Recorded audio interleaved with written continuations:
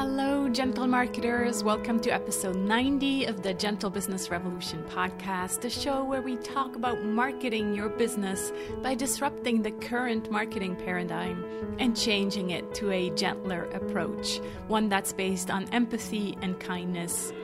I'm Sarah Croce. As always, I'm the host here, and you know that you're in the right place if you are a heart-centered entrepreneur or change maker who is looking for a better way to market your business.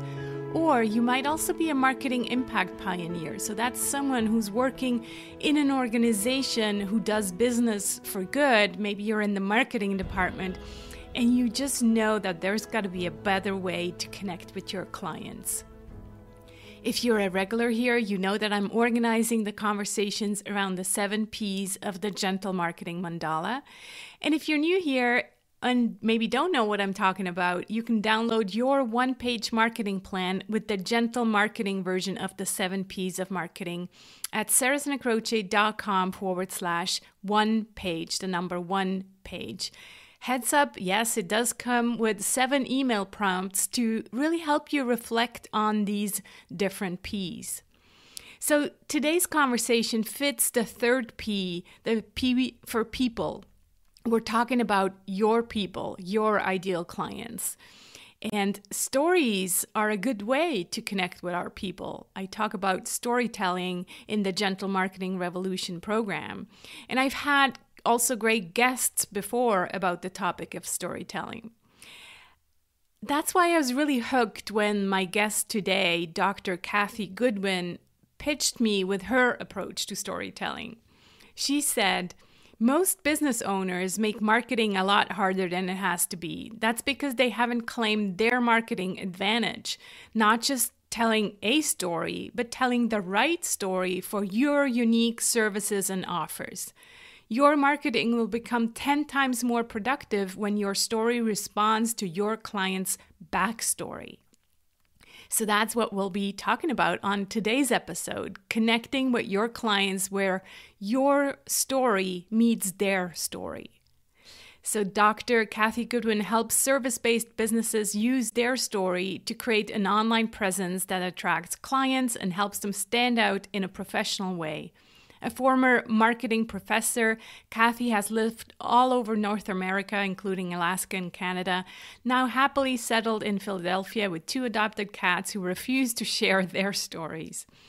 We address how to get into our clients' heads to find out what their story is, the baggage story your clients come with, how to talk about pain without making our clients feel worse, and Cathy's story archetype framework, and so much more. So, without further ado, let's listen to Cathy. Hi, Cathy. How are you today? I'm doing great. How are you? I'm good, thanks. I look forward to our conversation about stories, but in a different way, right? Yes. Yeah. This is totally different from what most people will tell you. And it's funny because you used the word revolutionary, and we're all about revolutions on this podcast. So I'm sure our values are aligned. And, storytelling, I share with my people that it's easier said than done, I think. Like so many people tell you, you just gotta, tell stories. But I feel like there's a lot of advice out there that's often it's a bit sneaky almost, like they tell you to use vulnerability and they tell you to, do it a certain way, spin their backgrounds almost in order to sell more. But that's not what you're about, right? No, not at all. In fact, what happens? So tell us what you're all about. Oh, I'd love to. When people do what you just said, they say, be vulnerable, tell us about your background. We want to get to know you, the real person. People will start making things up because not everyone has a background that they want to share. In fact, I do some comedy on the side for fun. And one of my standing jokes is some people have families you write about on Facebook. Some people have families who get you out of jury duty.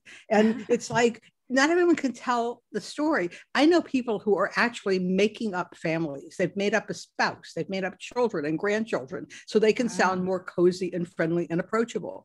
And of course, that's it's true. It's the opposite of authentic. So what I'm saying is your stories in business. Now, I'm not talking about a story in therapy. If you have a coach, a life coach, or a therapist, that's a whole different way of telling stories. And I'm not talking about stories that you tell at family reunions, or stories that you tell sitting around a campfire, or stories you tell when you go out for a drink with a good friend. These are stories you tell for business.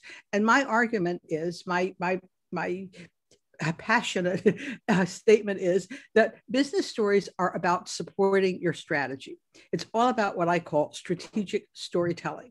So what you do is you think first, what is my purpose? Do I need a story? And then if the answer is yes, then you find a story that supports your strategy. It's not the other way around, where you have a story that's, like a movie that people are interested in just for the story's sake. It's a story that actually builds your brand and supports your marketing challenge. In fact, one of my statements in my book and other things I talk about is that Cinderella is a great movie, but Cinderella is not a marketing story. It's not a business story. Right. But you're not saying either that you should make up a purpose and make up a story around this purpose. Exactly. Yeah. You have a business, you have a strategy, and hopefully you've identified what you need to do to be successful. And your stories support what you've decided you need to be successful. It's not the other way around. Right. But just to be clear, because we always start with purpose and passion here as well. So you're not making up a story that fits into that purpose or passion. It's a thing that you do in parallel because you're passionate. You tell that story about that passion, correct? Yes, exactly. Yes. Okay. Okay, good. We're on the same page. Right. If your business is about your passion, your stories will come out of that passion and will support your passion, because your passion then is part of your business, right? It's what you're doing. So your stories support your passion. And you don't start with the story and then say, oh, great story, it's entertaining. You start with the passion and then build your stories around it. Yeah. On your website, you also say you'll connect with clients when your story meets their story. You respond to the conversation in their heads, including the comments they're not likely to share right away. So how do we find out what their story is, and how do we get into their heads? That's a wonderful question. And that's the question. That's what got me started on this, because I found that a lot of people were targeting their clients by talking about their demographics, their psychographics, or their numbers and what they look like. And we're even starting with something like an imaginary client. And the best way to get started with reaching your client where they are is to find out what their story is, what is in their head. And it's in the form of a story. One way to think about it is this: when you have clients calling you, and this is really for service businesses, I have to adapt it for other types of business. But a client comes to you and they're on the phone with you and you say, well, why have you called me? What are you here? They have a story in their heads. What you want to do is find out what that real story is. They may not want to tell you all of it. For example, a lot of clients, if you have a certain type of service, like you're an accountant or a financial advisor or a lawyer, people are scared. They're afraid you're going to laugh at them, that you're going to look down on them. They're afraid you're going to be intimidating, and they won't tell you. They're not going to say, oh, I'm really afraid that you're going to make fun of me because I don't have enough money.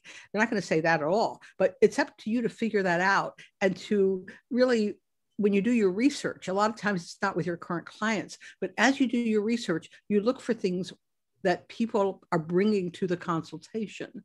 And these are really, what is their problem? Why can't they solve it themselves? And what have they tried before? And that can be extremely powerful in marketing, because that's in their minds, right? They're thinking that, whether they're telling you or not. They're thinking about the last person they talked to who was really mean to them. They can't get it out of their heads. And you have to be aware of that and expect that feeling to be there during your conversation. Yeah, it's exactly that thing. For example, for gentle marketers, it's the bro marketing, the hype Oh, marketing. yes. It's like been there, done that. Don't want to ever do that again. And so in comes gentle marketing. So that's exactly what they have experienced before. So you also talk about baggage. So is that kind of the problem they have, or? Well, yeah, that's a combination. Usually that's the third part. It's what they've experienced. I'll draw an analogy. If you're in a relationship and you're dating someone, let's say they've just gotten over a divorce or they've been on 62 blind dates in the last year. That's baggage. That's what they're bringing to the relationship. And if you ignore that baggage, you're going to have big problems. You might even break up because it's there. It's sometimes like the elephant in the room. But Yeah. it's very important. And if you ignore that, maybe not just with particular clients, but in all your marketing, it's going to be there. I'll give you an example with someone who works with website development. And she has built her whole business around that baggage component because she targets people who have been burned badly by web designers. Now, I want to say there are many, many wonderful web designers and they're helpful and supportive and competent, but those are not the people she's targeting. She's targeting people who have just maybe their web designer came and did some work and then went off to Brazil with their passwords and their money. And there are people out there who are, enough of them are like that she can build a business that targets that story in their minds. I don't ever want to work with someone who is going to take off with my passwords and my money. That's the story. That's what they're bringing to the relationship. And if you ignore that and just say, oh, I'm a web designer, I do this and that, you're really going to be talking right over them. You need to meet them where they are in their heads. Mm. I like it. It's kind of different from my perspective, where I talk a lot about the worldview. So kind of connecting on that level of the worldview, which is, I guess, at a higher level. But if you dig down, then yes, what comes up is the that baggage story, right? Well, the worldview is I don't want to ever work with people who are kind of treating me badly anymore. And that really is the story. So I like how you mention, talk about the elephant in the room. That makes so much sense to me. Another thing that gentle marketers often struggle with is this idea of talking about the pain. So how do we still talk about people's problems or their discomfort, but without making them feel worse? Like, these pages where it's like on and on and on about the pain that I'm in. And I'm like, oh my God, I just want to crawl under a blanket and never come out again. So how do we Yeah, not do that? oh, absolutely. In fact, I don't think it's gentle at all if you, No. as the marketer, tell people about your pain and you go on and on about how you are broke, you left a six-figure job, you were forced into a new life following a divorce, or you're on welfare or living. I mean, these things take energy to listen to. It's really asking people to do emotion work. It is not gentle to tell these stories. Yeah, I know people disagree, but I definitely feel you're asking people to work, and that's really not fair. So what I would say instead, when you're looking at their pain, focus more on the transformation. Tell the story, but focus on what happened after. Focus on the achievement. Even if there was pain before, talk about what you did afterwards. For instance, in terms of a story, I know someone who was talking about how in school she struggled and how she was dyslexic, and she was being discouraged from taking a certain college course, but she took it anyway. And her story isn't about the pain she had, it's about how she triumphed over the negatives, how she triumphed over the obstacles. That's what made the story. So instead of focusing on the pain, focus about their transformation and their outcomes. And go ahead and don't be afraid to put a name on it. So instead of saying, I relieve stress, you can talk about whether you do aromatherapy or massage or meditation, because people want to know. You can also draw an analogy with their own experience. You could say, remember a good time when you did this, when you were on a trip and you didn't think it was going to, it took a long time, but you were so happy when you came to the end. Focus on the outcome, focus on the achievement, not on the pain. And there are many, many ways to do that. when you work with clients. I mean, I rarely talk about pain. And if you do, you can make it a story, a fun type, almost I hate to say light, really it is a lighthearted story. I mean, I have a program for helping people with copywriting, and I begin it with a story. I say, someone was in a city, up all night, and they were trying to decide what to do. And then their friend called and said, hey, why don't you, what you need is a fairy godmother. And she said, where am I going to get one? And then it's, oh, well, you can call this copywriter. Oh, wow. And it's kind of like a lighthearted story that communicates, but it's not a downer. It's not focusing on misery and pain and suffering. Again, I think that's an imposition to ask people to experience a lot of pain.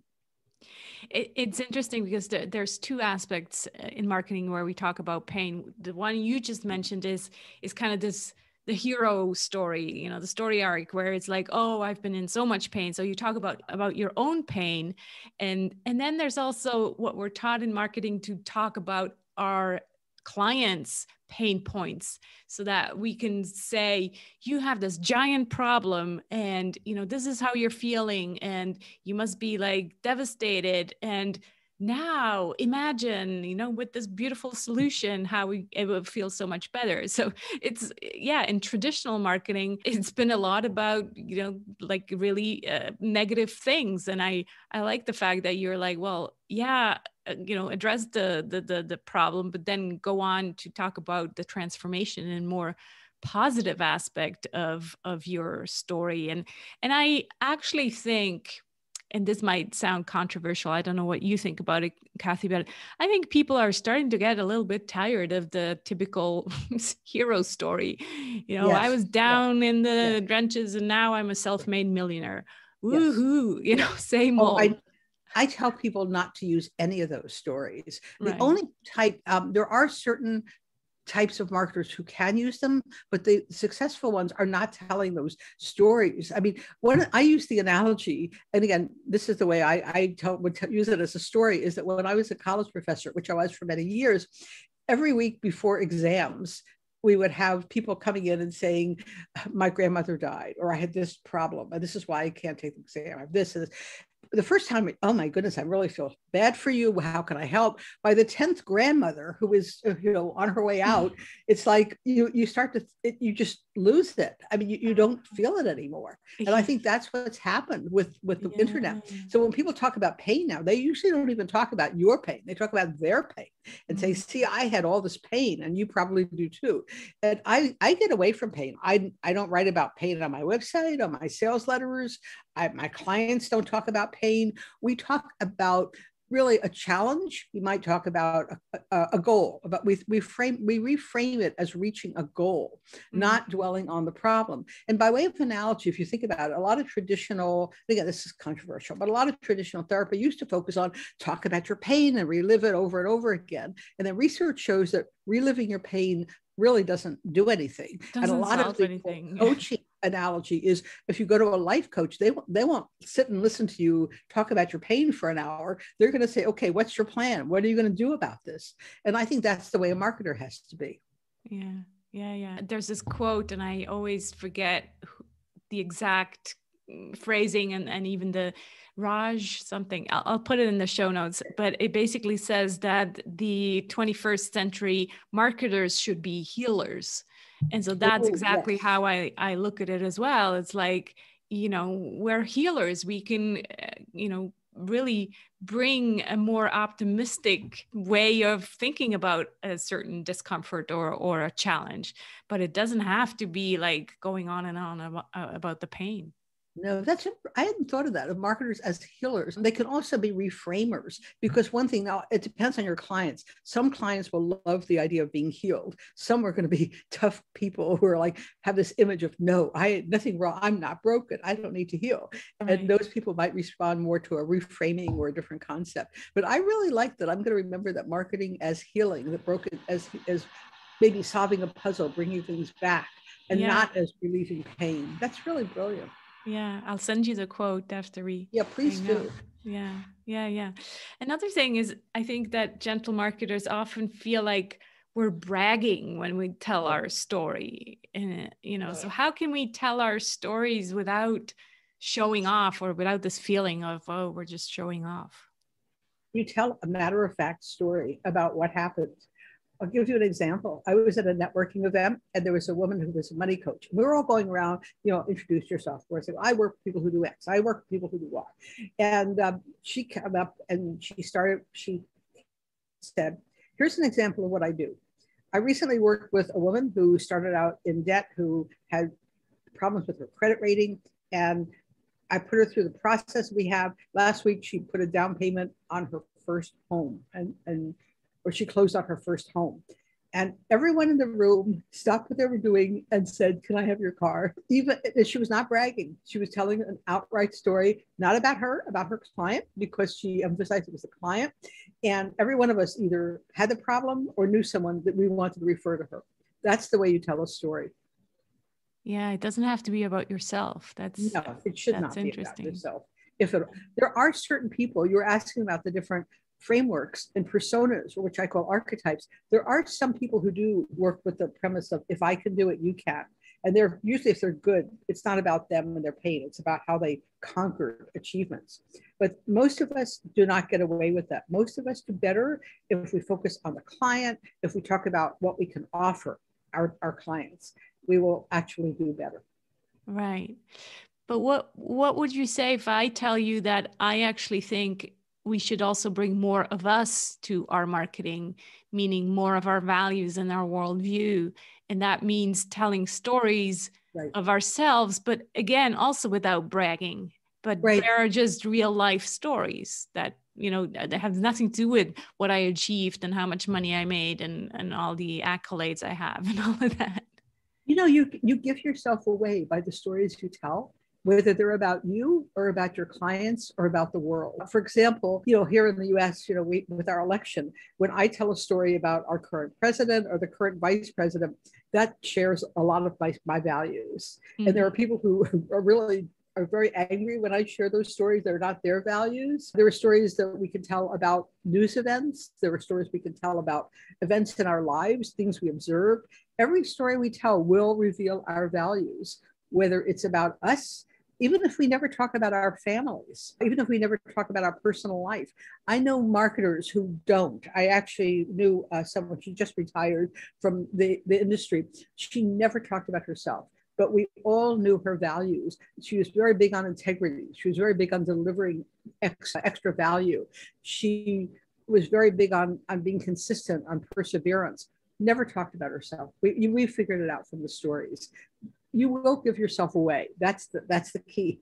Unless you're trying to be fake and you're following some guru who says you must tell about yourself and tell about your family and you make things up, people will get to know a lot about you. Yeah. I mean, think about your friends. When you go out with an old friend, a lot of times you don't talk about yourself and your values, but you infer your friend's values from the way they talk about things, the way they talk about politics, the way they talk about this latest story in the news, the way they talk about their pets, the things they care about. That's a really interesting point. I'm glad you brought that up, because I am absolutely convinced you will give yourself away with your stories. Yeah. It's not, you're never having a conversation with your friend saying, so my values are, this and that, but they just naturally know your values, or if it's a new friend, they'll get to know your values by the stories you tell. Yeah, I have friends I've known for years, and we're very close. We've never talked about our values, but we share them. We know we share them. Exactly. And the way you know that is I can tell a story that I know they will resonate to and they won't be offended by. I don't know how I know this, but I know it. And I'm sure you have the same experience, or it's this deep. It's this deep in their knowing that you just know, we see the world the same way. So yes. So talking about seeing the world, you contacted me after hearing my episode on how the world sees you. So there, it was the other way around. And it's that personality assessment by Sally Hogshead.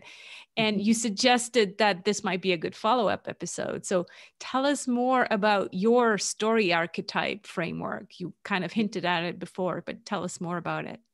Well, oh, thank you. As a copywriter, I have written for all kinds of businesses, mostly services. And I have found that it's very important for people to be consistent in their persona. You need to project a personality, a combination of personality, values, style very consistently.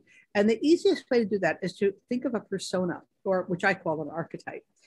I've identified 5 of them, and I have yet to find a service that doesn't fit into at least one.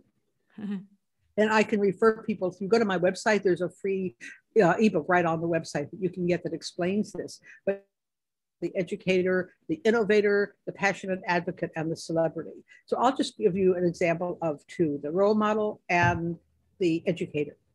So the role model would be a person like, I know, an amazing marketer who uses this very well.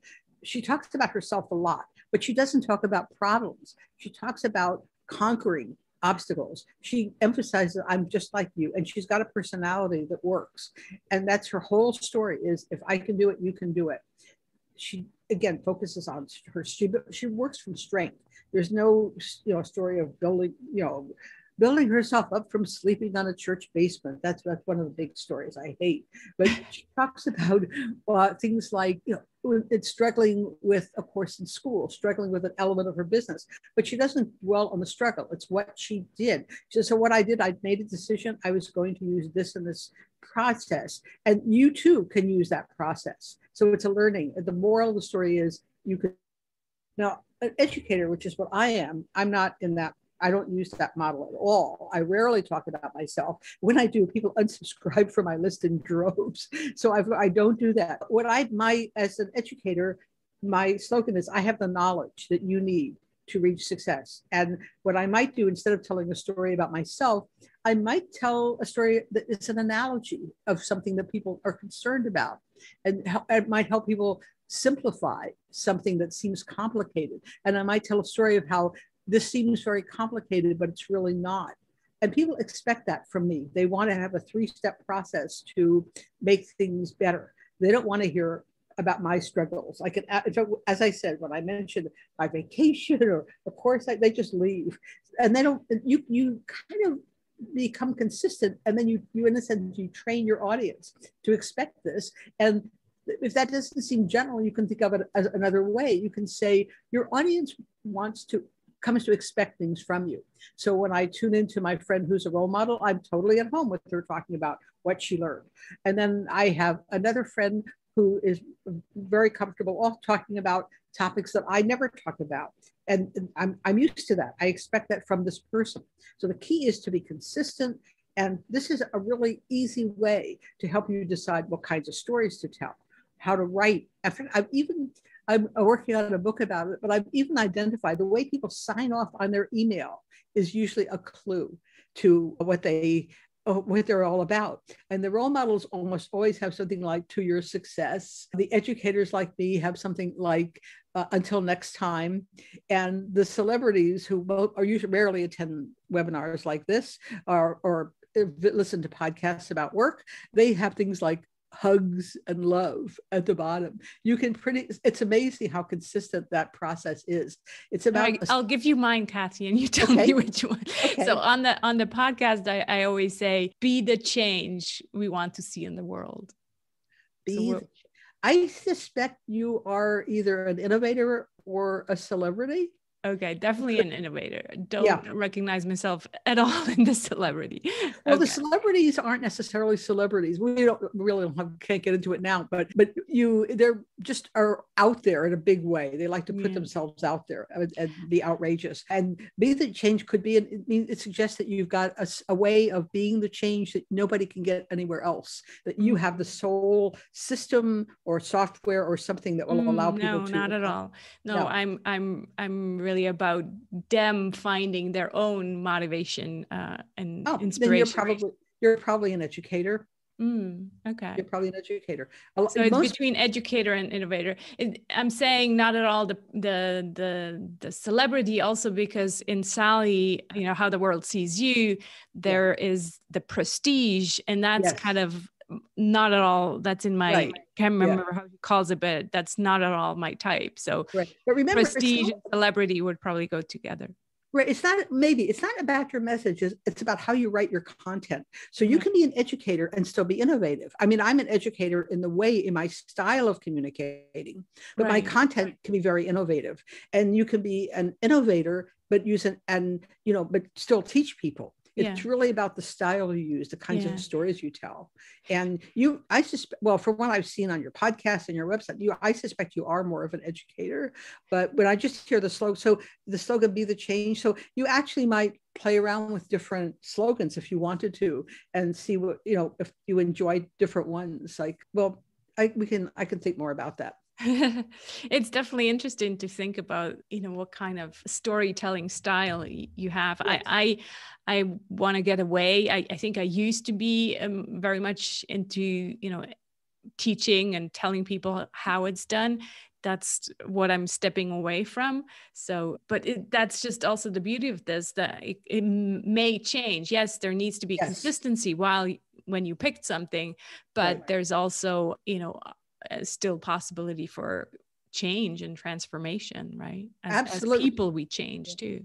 Yeah, people go back and forth. I knew a woman who was a celebrity that she was out there and she talked about her LA weekends and her exciting adventures and her high profile. And then she moved to a small town and now she's more of a role model, like the girl next door type. She's totally changed.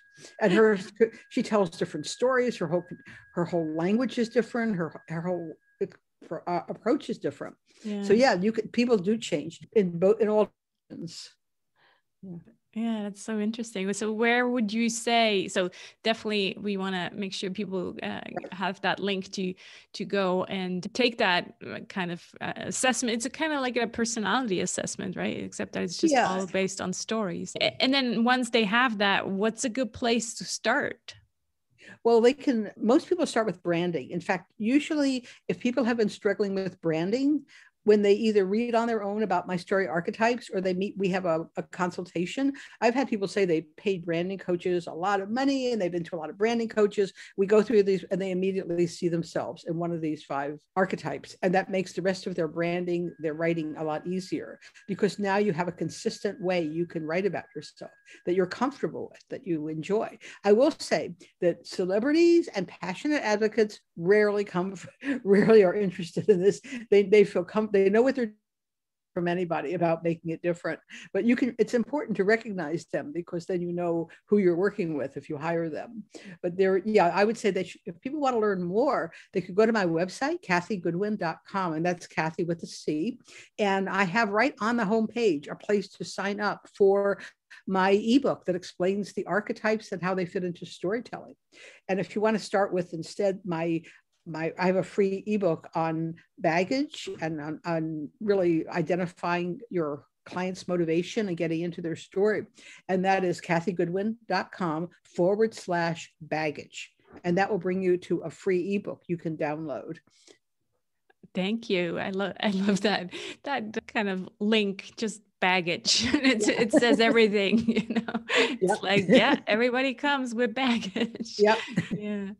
This has been really inspiring and some big aha moments for me there. Like, which kind of stories do I tell? So I'll definitely go and take your assessment, and thank you so much for taking the time. I always ask people the last question, and that is, what are you grateful for today or this week, Cathy? Oh, well, thank you. Well, I'm grateful for the opportunity to share and to help people really enjoy the experience of solving problems and challenges that had been really seemed difficult, and being able to do this and give the exposure on the podcast is something I would be grateful for. And I'm also very grateful for my 2 cats who are not fighting at the moment. We're not fighting. That's good. Well, thanks so much for taking the time to talk to us about your revolutionary storytelling approach. It's always refreshing to not always hear the same old, gotta tell the hero story. I'm like, this is different. You lose the hero story. Forget about the hero. Yeah, I love different. So thank you so much for enlightening. I I hope you enjoyed this conversation and heard some new ways to think about how to connect with your clients and their story. It definitely made me think about the backstory that clients come with. And it has a lot to do with hype marketing or bro marketing or, I hate marketing. Those are the kind of backstories that my clients come with. So think about what your client's backstory is. You'll find the show notes of this episode with further links at sarahsinacroce.com/GBR90. Please check out Cathy's website at cathygoodwin.com. And Cathy also has a free report to help you discover what really motivates your clients. And you can find that at cathygoodwin.com/baggage. Next week's episode is about the P of product of the Gentle Marketing Mandala. And I'm talking to Annie Schussler of the Rebel Therapist, and we're talking about simplifying and creating a product that's just right for your ideal client. So tune back in next week. And in the meantime, let's be the change we want to see in the world. Speak soon.